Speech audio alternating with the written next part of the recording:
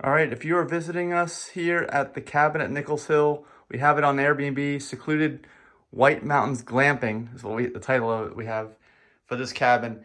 We want you to have the full experience, and if you're here at any time other than the summer, you're probably going to want to use the wood stove, especially if you're here during the cold months. So we want to explain to you what I think is a foolproof method of how to get this thing lit, which is the hardest part. We have wood all around the house. We have wood for you, it's no problem at all. But often the most challenging part of this is just getting the stove lit. So let's first make sure it's clean before we start, because I've been using it recently. When this handle is in about the 9 o'clock position, it is locked. You can't open it. So turn it somewhere besides that, and then you can open the doors. And actually, you can see there's an old piece of wood in here, but the ashes need to be cleaned up. So this piece of wood kind of half burned. We'll leave it out for a second, and then we want to clean these ashes out a little bit. So just take your tool here, scoop it out. Could be a lengthy process if there's a lot in there. Hopefully there won't be anything in there for you, but if you've been using it, there will be. Because that's what happens to the wood if you're not familiar with how this works. Just put it in the bucket here that we have for you. And you can spread them out in the woods or something later, but make sure they're completely cold. Do not put any even warm ashes outside. So you put them here temporarily to get it all mostly clean. It doesn't have to be perfect. And actually, this could be some good kindling. See, this is not fully burned. I'm gonna keep this out or keep it in there. Okay, like we said, it doesn't have to be perfect. This is gonna be good enough. And let me explain, especially if you have not had good experience in lighting a fire, this is the video for you. If you know exactly what you're doing, just skip over this part to, well, actually, just watch the rest of this to see how this thing works, because they're not all the same. First thing we want to do is line up the wood, and using the technique that I'm going to show you, the foolproof technique. Basically, what you want to do is you want to get a wood log, and let's put this one in back since this is already kind of burned a little bit. It's already a little charred. You basically want to have, and actually we'll put this here as part of that, one log in back and one log in front. We keep the wood here, keep this thing stocked. We have wood all around the house outside, but keep some inside in case you get a heavy rainstorm or something and it gets wet. You don't want that to happen. So the idea here, you can see that's a big piece of wood. Actually, maybe I want to get a smaller one to start anyway. All right, so here's a smaller one. And actually, I'm gonna put that one in the back. I don't think it matters. But the idea is to have a piece in front, piece in back, and an area in the middle where you can use your material that you're gonna use to start the fire. There, that's better with the light. Gosh, sorry I didn't have the light on earlier. But you see, you have an area here in the middle. That's where you're gonna put your material to start the fire. Now let's take a look at that. All right, this is what I recommend getting. It's Instafire Fire Starter. You can get it at Walmart if they have it in stock. You can get it on walmart.com, amazon.com. Make sure you get this before you arrive at the cabin. We probably won't have any here. It's just something you gotta bring with you, and bring some matches or a lighter as well. That's all you need to bring with you. We'll have the wood, and we'll have some kindling, or you can get some from the woods. So this is what the stuff is, and it works great. So basically, I've already opened this one. I'm gonna recommend if you're new to this, to use probably half the packet. You can see I've already opened it and used about half the packet. So I've got the other half in here, and all you wanna do is make a pile. You make a pile like a bird seed. Denise, my wife, says like the Roadrunner bird on the old cartoons. That's what you wanna do. Make a pile of that right in the middle of those two logs that we just put in there. And then we're just gonna light the pile and throw some kindling on top, and it should get this thing started without any trouble at all. All right, Denise just reminded me it's the coyote that put the seed down for the bird. It was a trap. This is not a trap though. Well, this is a trap. This is a foolproof way of getting your fire going, like I said. So you've got a pile of this stuff right in the middle. All right, and basically just gonna put a match to that. You can't drop the match in. You can't shove it in, it'll douse the flame. But hold the match or the lighter right next to it just for a second. It's all it takes, and it'll light up, and you'll have a nice flame burning in here, its own little fire, until this whatever this stuff is made of burns out.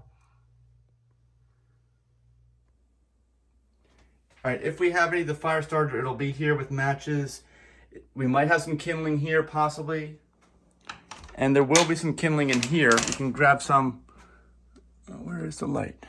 There it is. Right here. Some of these are larger kindling pieces. You may need to break them up.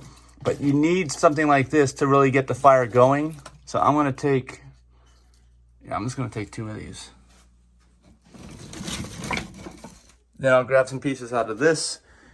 We're not sure what will be here exactly for your kindling, but the idea is to make like a ladder across here of things like this.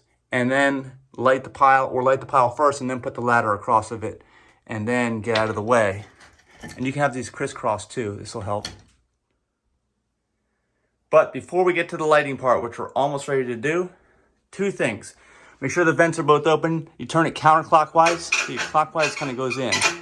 Counterclockwise is open. There's one on each side. There's one here. There's one here. Same thing. Should be open anyway.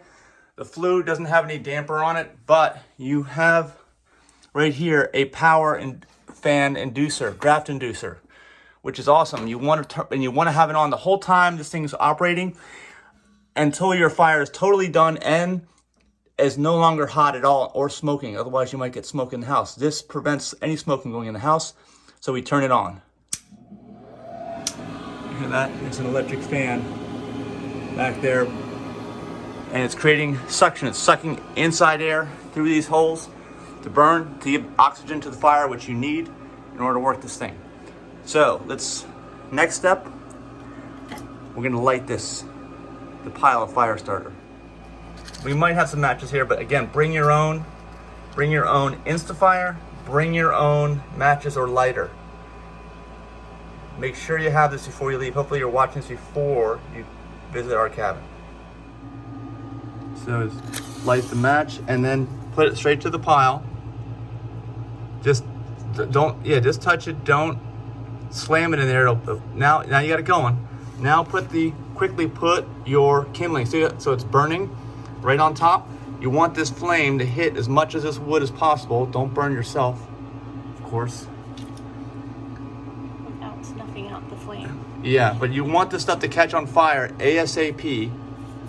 This is the whole idea. And then once this stuff catches on fire, your fire will get going. It'll be like you didn't do any work at all, because it's almost no work using this method. And then we'll try to put this on top, like I said, diagonal, and then this one diagonal, so that you've got like a fire teepee kind of on top of the flames. You see that? Now just leave it like this for now, and I would have the doors mostly closed. You see some smoke coming off, so close the doors mostly. Make sure this is up so it goes down. So you're getting extra oxygen in right now, and as soon as it really catches, you'll see when it really catches, the wood is actually burning and burning consistently. Then we will close these doors all the way, and after that, then you can start adding more logs. You got to add logs on a regular basis, which is why you got to keep replenishing here from the outside. And remember, if you can't find any kindling, you don't see any in the house or the areas I just explained to you, just go out in the woods and get stuff in the woods. It'll burn it. This stuff will burn it even if it's wet. You just got to make sure you have some smaller diameter pieces over top of these flames so it catches them on fire, which it will. You can see it looks like it's going now. I think we got some real, let's take a peek in there. You see? That wood is on fire. This wasn't any trouble at all, was it? I don't consider myself skilled at all, and this is not that difficult as long as you follow these steps. And of course, if you're a guest, you can write here about you can comment here on the video about what your experience was using the wood stove. I think it's a great experience. You're not going to get in a hotel room or anything else, and you have a real house here too, which is pretty cool. And that's it. We're ready to go. This is burning on its own. So we'll close these doors and drop it down to 9 o'clock so that it's locked. And don't touch this. If you're not familiar with wood stove, this whole area gets extremely hot, which is why it's out from the fireplace, because it radiates heat into the house here. And you can even cook. It's flat, so you can actually cook when it gets hot enough on top if you want to. I've never used it for that.